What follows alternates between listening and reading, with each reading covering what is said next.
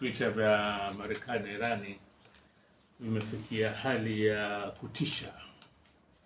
Na inatisha vipi? Ni kuwa kuna kauli ya Trump kusema kuwa kwa mukhtasari kuwa ataiangamiza Irani kwa kujihama na kujua kuwa hakika sasa wanafikia hali ambayo ni nzito. Ikasema kama Marekani watafanya hilo ambalo wamekusudia kufanya la kupiga kila kitu kwa nchi ya Irani, wao, na mimi nataka kutumia neno moja tu ili mtazamaji aweze kupata ile picha ya nini kitokea. Nasema wao watapiga nchi za Ghuba, watapiga nchi za Ghuba katika hali ambayo nchi zitakuwa hazipo. Maana yake ni kuwa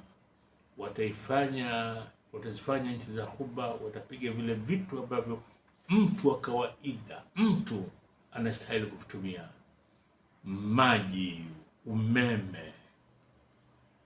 Na wakasema kuwa tukifanya hivi wataondoka wananchi watakimbia nchi. Na najitahidi kueleza katika lugha nyepesi ili nieleweke, lakini hii ndio hali. Marekani kasema anataka kuiangamiza Irani, na Irani anasema na wao wataangamiza nchi za Ghuba. Kwa nini wanaangamiza nchi za Ghuba? Kwa sababu Marekani inaipiga Irani kutokana na zile bezi, vituo vya kijeshi vilivyokuwa katika nchi hizo. Lakini kubwa zaidi sasa ni kuwa, na ndio habari ya leo, tazama katika ile mitandao ya watu huru, nasema kuwa katika kupiga vile vituo vya kijeshi vya Marekani, Jordan, Qatar, Kuwait, Marekani amepofuliwa macho, amekuwa kipofu, rada zake hazioni, hawawezi tena kuzuia mashambulizi ya Irani. Na wamefikia kusema kuwa na ule uwezo wa kuilinda Israel vile vile haupo tena, kuwa Irani sasa inaweza kuipiga Israel kali inavyotaka. Hiki ni kitu ambacho hakuna mtu alikitegemea. Na ukisikiliza hii mitandao huru, mpaka mtu unapata hofu, akili yako inakuuliza nini matokeo ya haya? Israel itabakia ikubali kupigwa ama itatafuta njia nyingine ya kujitetea? Hapa linakuja swala la nuclear. Mwaka wa 73 katika vita vya Yom Kippur ambavyo walipigana Misri na Israel, vita maarufu sana Yom Kippur, na Wayahudi walikuwa wanashindwa vita vile, lakini Marekani wakaingilia. Nishapata kueleza hapa kisa. Moshe Dayan alikuwa waziri wa ulinzi, alikwenda kwa Golda Meir ambaye ndio alikuwa waziri mkuu, akamwambia, mama, nchi inatekwa, hatuwezi tena sisi kuzuia vita.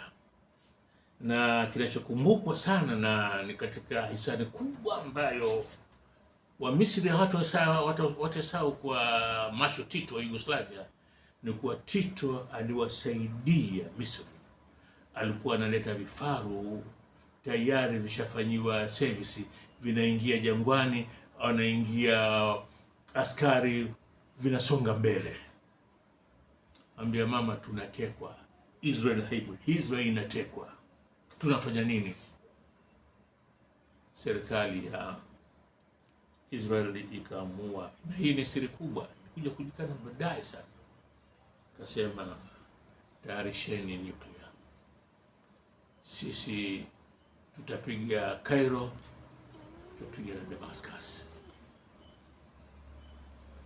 Amerika wamejua hili, na ikawa ndio zile shuttle diplomacy, zile safari za Henry Kissinger, anakwenda na kurudi kujaribu kumaliza vile vita, ndio vita vikesha.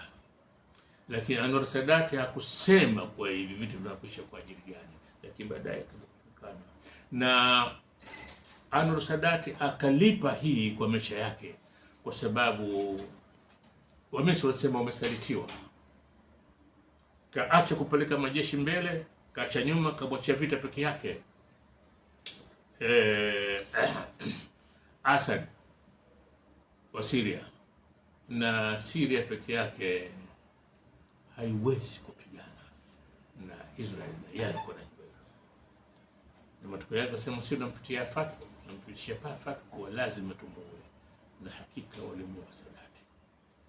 Sasa ile hali ya mwaka 73 ndio sasa hivi inafika kuwa laiti kama vita hivi vitaendelea, ingawa wengi wanasema kwa hali hii iliyofikia kuwa Iran wanasema watapiga kama wanavyopigwa wao, na si kama wanatania. Hilo wanalosema watalifanya, Mungu apishe mbali, ni kuwa kama itatokea, na ndio narudia kusema Mungu apishe mbali, Israeli haiwezi kusubiri kupigwa kama inavyopigwa vituo vya majeshi ya Marekani, Qatar, Jordan, Kuwait. Hawezi kusubiri hilo. Wanaweza kusema wakati umefika sasa kutumia nyuklia. Na kuna binadamu ambayo hajui nini matokeo ya nyuklia. Na katika hali kama hii, nyumba ya jirani ambayo Marekani anaweza kwenda kujificha ni Israel. Ndio anaweza kupeleka silaha zake pale apigane sasa na Wairani. Sasa nakuja swali moja hapa. Nini hali ya baadaye? Nini hali ya sasa ya nchi za Kiarabu ambazo wao waliwakaribisha Marekani, wakaweka vituo vya kijeshi ndani ya nchi yao, vituo ambavyo sasa hivi hakuna hata kimoja kinafanya kazi, vyote vimepigwa na Irani. Nini matokeo yake? Nini matokeo yake? Wanasema kuwa Marekani hatopiga. Manake watu wanatizama ile pros and cons, yani yale mafanikio na hasara ambayo wanaweza kupata kwa kuendelea na vita kama hivi. Nini watapata? Lakini kikubwa zaidi ni kuwa hapa kuna kitendawili kimoja, Wazanzibari wanaita kizungumkuti. Israel ingependa Marekani endelee na vita hivi, ingependa sana endelee, lakini Wamarekani wenyewe wananchi wanauliza, kweli sisi hawa Irani, kweli sisi wao ni tishio kwetu sisi?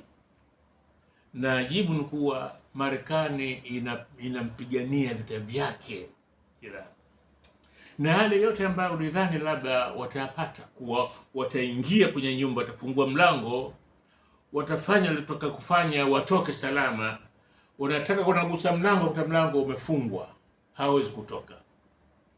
Lakini Mwisraeli ametoka, amekaa kule, ametulia. Lakini Marekani vipi atatoka na kichwa chake kiwe juu? Atatoka na heshima yake. Na Wairani, kwa watu ambao wanajua historia ya Wairani, Wairani wao wanasema siku zote, sisi tunataka vita viendelee, viwe virefu, na sababu yake moja tu, iwe mwisho wa jambo hili. Kwa Marekani, hata akiwa katika hali yake ya ulevi wa mbawa mkubwa wa akili yake, basi simpitikie fikra kama yeye anaweza kuanzisha vita na Irani na akawa salama. Hili ndio kitu ambacho Irani wanataka kufanya. Na sasa wanajitizama Wamarekani wapende kushindwa. Wanajitizama, kweli tunashindwa na dunia yote inatuona?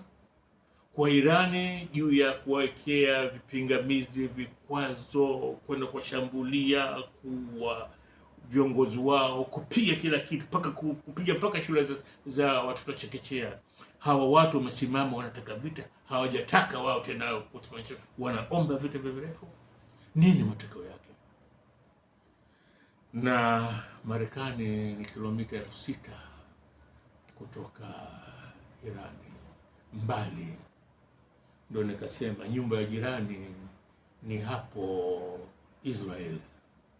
Zile nyumba za jirani za nchi za Ghuba Marekani hatakiwi tena.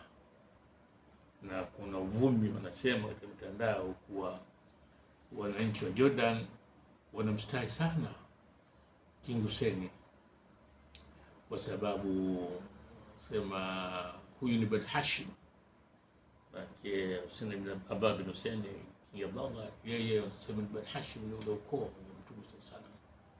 Wanastahi sana, si mtu ambaye ni sharifu yule, si mtu ambaye wanaweza wakamfanyia kitu cha kumfanya aingie unyonge. Wanasema hawa watu waondoke nchini kwetu, vinginevyo sisi tutaandamana. Sasa hii ndio hali ambayo sasa hivi hali ya vita ya Israeli na Marekani ilivyofika. Huu ni mwezi wa 5, tunakwenda mwezi wa 6, nusu mwaka, na wao walidhani wataingia na kutoka. Assalamu alaikum warahmatullahi.